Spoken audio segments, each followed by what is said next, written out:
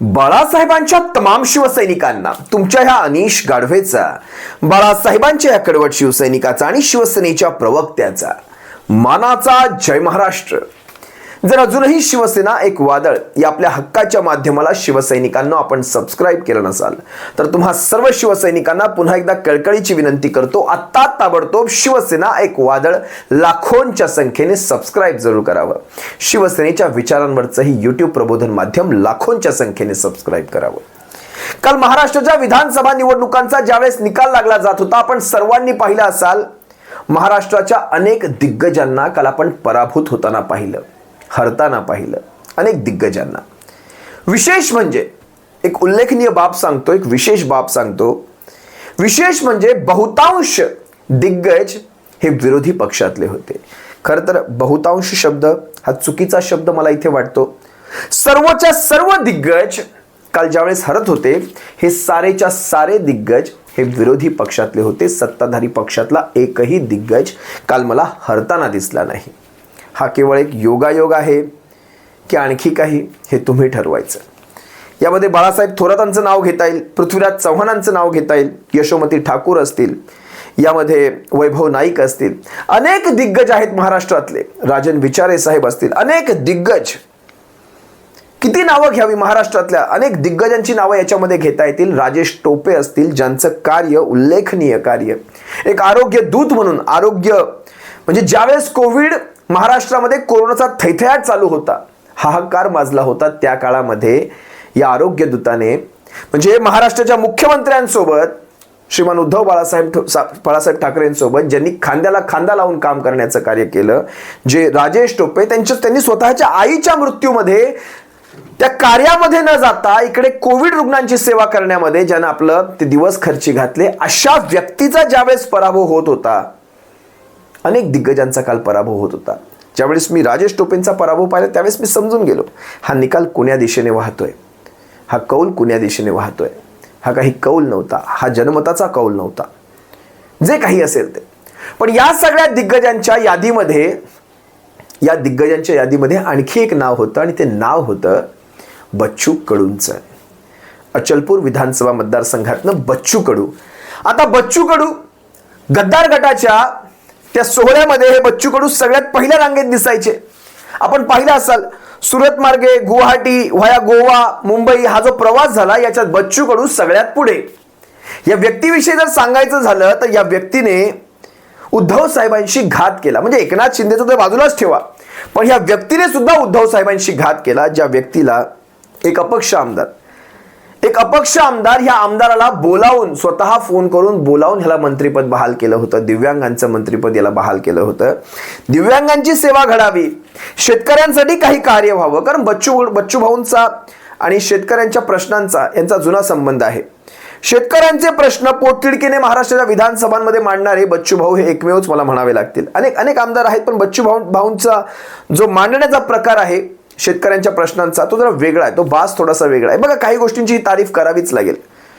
पण ज्या वेळेस बच्चू भाऊंना आम्ही तिकडे पहिल्या रांगेत बसताना पाहिलं, किंवा पहिल्या त्या बॅच मध्ये तुम्हाला तिकडे गुवाहाटीला पळताना पाहिलं, त्यावेळेस महाराष्ट्रातला शिवसैनिक तिळतिळ तुटला होता. जे काही असेल ते बच्चू भाऊ, तो जो काळ आहे तो आठवून इथे त्रासच होतो कायमचा. बघा, शेवटी आज कुणाचे आमदार किती आले, कुणाचे खासदार किती आले, याच्यावरून पक्ष ठरत नसतात खरं सांगायला गेलं तर. कारण आज तुम्हाला संपवायला आम्हाला एक काळ द्यावा लागणार आहे. कारण शेवटी हे दैत्य, माजलेले दैत्य आहेत, हे राक्षस आहेत, हे माजलेले आहेत. या माजलेल्या राक्षसांना आपल्याला, आणि बघा, ह्यांना मारण्यासाठी आपल्या हातात, बरं समोरच्या हातामध्ये तलवारी असतील तर आपल्या हातामध्ये काय दिलंय माहितीये का? आपल्या हातामध्ये काठी दिलेली आहे, सुकलेली काठी. इलेक्शन कमिशन ऑफ इंडिया असेल, न्याय व्यवस्था असेल, यांनी आपल्याला आपलं सगळं काढून घेतलेलं आहे. यांच्या डोक्यांवर मात्र हात ठेवलेले आहेत आणि आपल्या हातात काठ्या दिलेल्या आहेत. म्हणजे ही काठी मारायला जरी गेलं तर ती हातातल्या हातात तुटून जाईल, इतकी कमकुवत आणि कुचकी काठी आपल्या हातात आहे. अशाही परिस्थितीमध्ये आज शिवसेनेने 20 आमदार निवडून काढले. 20 आमदार. शिवसेनेचे जवळपास 8 ते 9 आमदार हे 1,500च्या आतल्या फरकाने पडलेले आहेत, 1,500च्या आतल्या फरकाने. आणि आज बच्चू भाऊंचं नाव घेतलं म्हणून विशेष सांगतो, प्रहार जनशक्ती जर आपल्या सोबत असती खरंच तर, किंवा बच्चू भाऊंना तशी काही सुबुद्धी सुचली असती तर आज कदाचित 4 ते 5 आमदार आणखी वाढले असते, बच्चूभाऊ स्वतःही आमदार म्हणून निवडून आलेले असते. ह्या जरतरच्या गोष्टी जरी असल्या तरी देखील तुम्हाला काही गोष्टी मला इथे सांगणं गरजेचं वाटतं. आजही ज्या शिवसैनिकांना विषय निघालाय म्हणून सांगतो, शिवसेना संपली की काय, शिवसेनेचं मतदान किती झालं, आजही तुम्हाला सांगतो. आज शिवसेना आणि शिंदे गट जवळपास समसमान आसपास जागा लढल्या. त्यात शिंदे गटाला या भारतीय जनता पक्षाचं भरघोस मतदान झालंय. म्हणजे कशाद्वारे झालेलं हे तुम्हाला वेगळं सांगत नाही, पण तरी देखील आजचा जर आकडा पाहिला इलेक्शन कमिशन ऑफ इंडियाच्या वेबसाईटचा, तर शिंदे टोळीला झालेलं एकूण मतदान आहे 79,96,930. किती? 79,96,930 इतकं मतदान शिंदे टोळीला झालं, जे मतदान आहे 12.38%, ज्यात भारतीय जनता पक्षाचा हिस्सा फार मोठा आहे. आणि शिवसेनेला झालेलं मतदान तुम्हाला सांगतो, शिवसेनेला झालेलं मतदान आहे 64,33,013 मतदान, 64,33,013, जे आहे जवळपास 10%, म्हणजे 9.96%. 2% हा जो फरक आहे इथे, 2% फरक, या 2% फरकामध्ये शिंदे गटाच्या जवळपास 37 जागा या वाढीव निवडून आल्या. शिवसेनेला झालेलं मतदान 10%, शिंदे गटाला झालेलं मतदान 12%. यामध्ये जवळपास जागांचा फरक हा 37 जागांचा आहे. शिवसेनेच्या 20 जागा तर शिंदे गटाच्या जवळपास 57 जागा. पण या 2% यांच्या 37 जागा निवडून येतात. ही देखील गोष्ट विशेष उल्लेखनीय आहे. असो, जे काही असेल ते. आजचा महत्वाचा विषय हा होता की बच्चू कडूंचा देखील याच्यामध्ये पराभव झाला. मग आपण नेमकं साध्य काय केलं? या शिंदे टोळीबरोबर जाऊन बघा, तुम्हाला इकडे मंत्रीपद होतं, तिकडे तुम्हाला साधं मंत्रीपद देखील दिलं नाही, आणि वेळ प्रसंगी तुमचा काटा काढण्यात आला, तुम्हाला बाहेरचा रस्ता दाखवण्यात आला. त्यानंतर बच्चू कडूंनी इकडे तिकडे जाऊन अलायन्स केल्या, तिसरी आघाडी वगैरे निर्माण करण्याचा प्रयत्न केला, पण आपल्या पक्षातली आपली स्वतःची सीट हे लोक वाचवू शकले नाहीत. आज बच्चू कडूंच्या अचलपूर मतदारसंघामध्ये आता नवनीत राणांचे स्टेटमेंट वगैरे आपण पाहिले असाल, जे काही असेल ते, त्याच्याबद्दल मी इथे बोलणार नाही. पण बच्चू कडूंच्या स्वतःच्या मतदारसंघामध्ये प्रवीण तायडे भाजपाचे उमेदवार, भारतीय जनता पक्षाचे उमेदवार, यांना 78,201चं मतदान झालं, आणि बच्चू कडूंना 66,070चं मतदान झालं. दोघांमधला म्हणजे प्रहार जनशक्तीचे बच्चू कडू आणि प्रवीण तायडे भाजपाचे 78,201. दोघांमधला फरक आहे 12,131चा. किती? 12,131चं मतदान बच्चू कडूंना कमी झालं. इथे काँग्रेसतर्फे, म्हणजे काँग्रेसतर्फे म्हणण्यापेक्षा महाविकास आघाडीचे काँग्रेसचे उमेदवार बबलूभाई देशमुख यांना 62,791चं मतदान झालं. इथे फरक तुम्हाला सांगतो, मी कालही तुम्हाला माझ्या एका विश्लेषणात सांगितलं, प्रहार जनशक्ती पक्षामुळे जवळपास 3 ते 4 ठिकाणी आमदार जे निवडून येऊ शकले असते ते निवडून आले नाहीत. आणि ह्याच्यामध्ये स्वतः एका जागेवर बच्चू कडू स्वतः यांचा देखील पराभव झाला. खरं तर बच्चू कडूंसारखी व्यक्ती, बघा, विरोधात जरी असले तरी बच्चू कडूंसारखी व्यक्ती महाराष्ट्राच्या विधानसभेत असणं हे फार गरजेचं होतं. शेवटी शत्रूचीही आम्ही तारीफ करतो, आणि बच्चू कडू यांना आम्ही खरं तर शत्रू मानत नाही, कारण त्यांनी ज्या प्रकारे गुवाहाटी, गोवा वगैरे गाठलं, हा सगळा प्रकार आजही शिवसैनिकांच्या इथे आहे. पण बच्चू कडूंविषयी एक विशेष आत्मीयता देखील होती.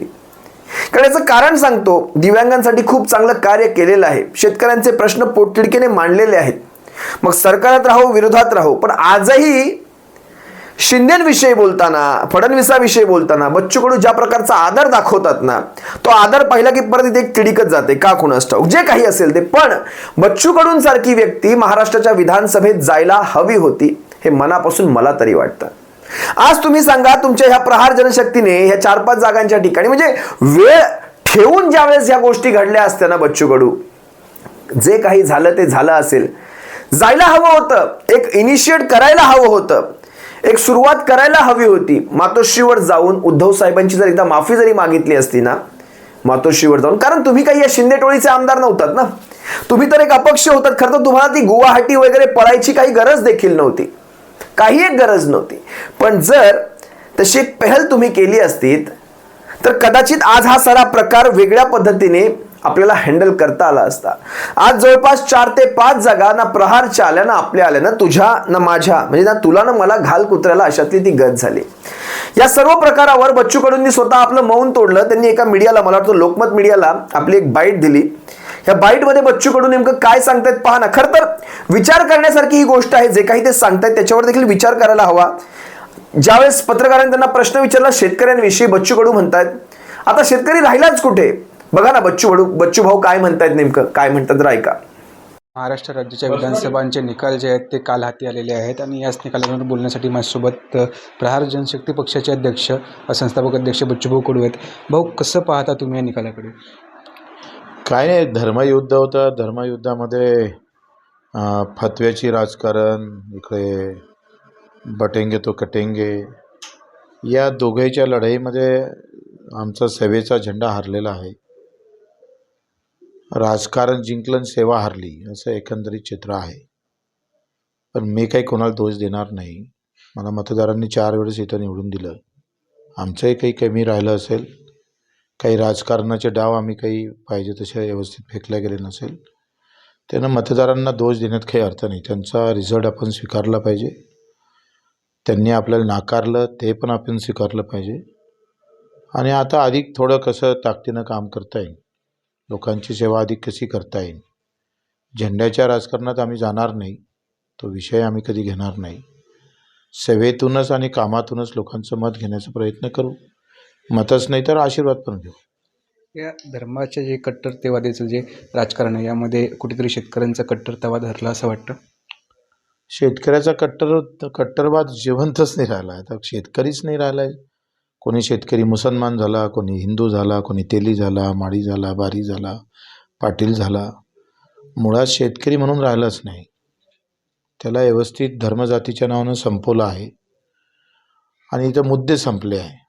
इथे शिक्षणाचे मुद्दे, गरिबाच्या मुलांना शिक्षण भेटत नाही, ते मुद्दे चर्चेला येत नाही. आरोग्याची व्यवस्था हिंदुस्थानाची ढासळलेली आहे.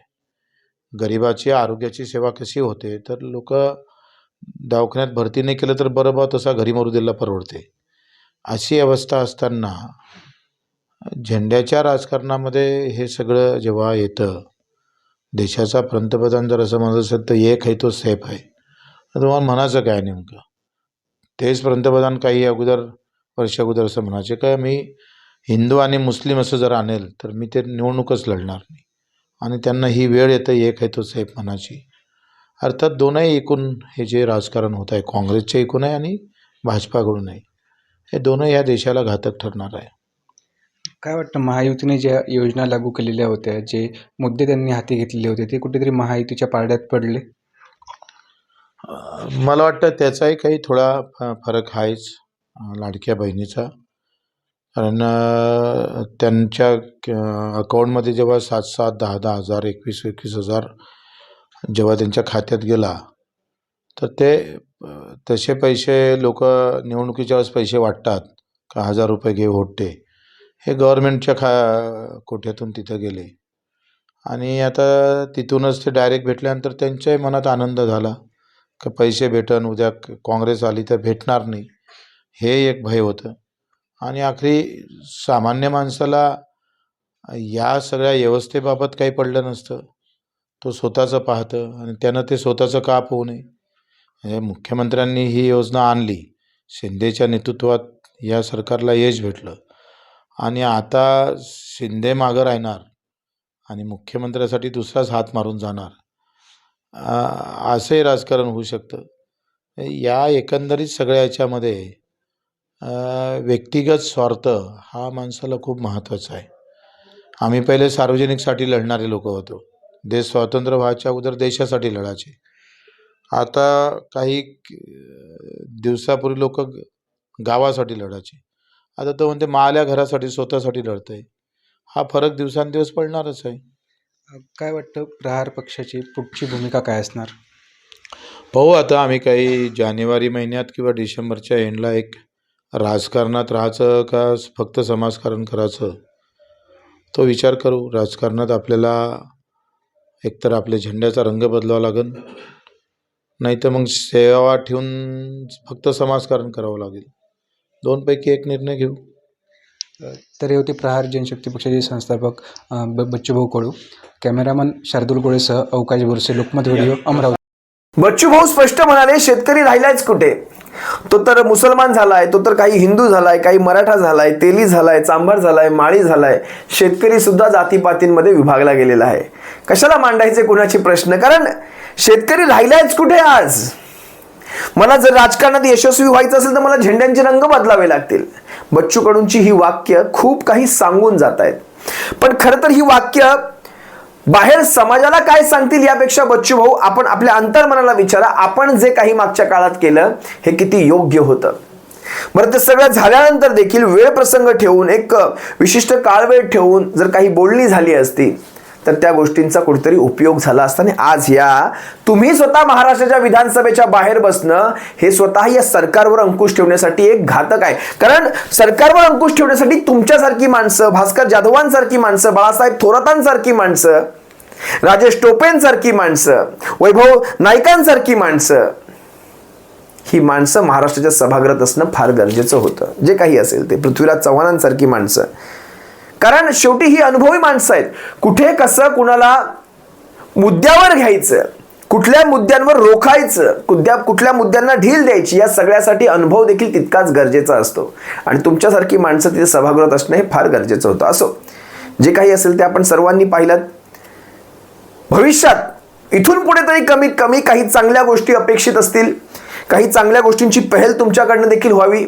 या अशा प्रकारच्या अनेक गोष्टी शिवसैनिकांच्या असतील, सर्वसामान्य महाराष्ट्र प्रेमींच्या असतील, विशेषतः शेतकरी वर्गातनं असतील, विशेषतः दिव्यांग वर्गातनं असतील, या सगळ्या गोष्टी त्यांच्या मनात देखील असतील की या गोष्टी सुरुवात व्हाव्या. जे झालं ते झालं, आता सोडून द्या. आता चांगल्या मार्गाला येण्यासाठी काहीतरी प्रयत्न करा. सोडा ते बाकीचे सगळे नाद, सोडा त्या गोष्टी, छोडा आहे हम वो गली, हे सगळं करा आणि आता या सगळ्यातनं बाहेर या, एवढंच सांगतो. आणि तुम्हा सर्वांची रजा घेतो. शिवसैनिकांनो, तुमचं नेमकं या सगळ्याच्या बाबतीत कसं मत आहे, तुम्ही सगळं या परिस्थितीकडे कसं पाहता, हे देखील तुम्ही कमेंटमध्ये व्यक्त व्हा. तुर्तास इथेच थांबतोय. तुम्हा सर्वांची रजा घेतोय. सप्रेम जय महाराष्ट्र. काळजी घ्या.